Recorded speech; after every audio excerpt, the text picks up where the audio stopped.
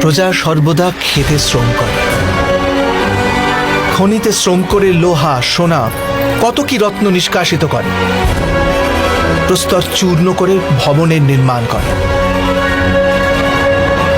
অর্থাৎ সকল সম্পদে জন্ম দেয় প্রজা। কিন্তু সেই প্রজার এতে কি লাভ হয়?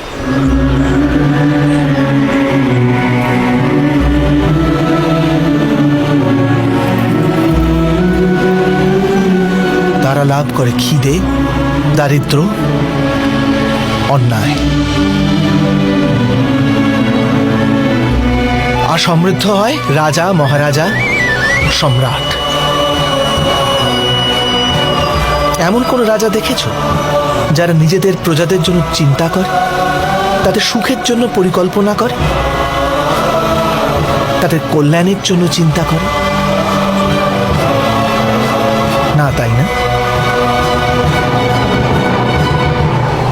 আর ঈশ্বর একেই অধর্ম বলেন। আর যখন এই অধর্ম সীমা ছাড়িয়ে যায়, তখন বিশ্ব সংসারের কল্যাণের জন্য ঈশ্বর এমন ব্যক্তিদের জন্ম দেন যাদের হৃদয় মাঝে ধর্মের বাস আছে।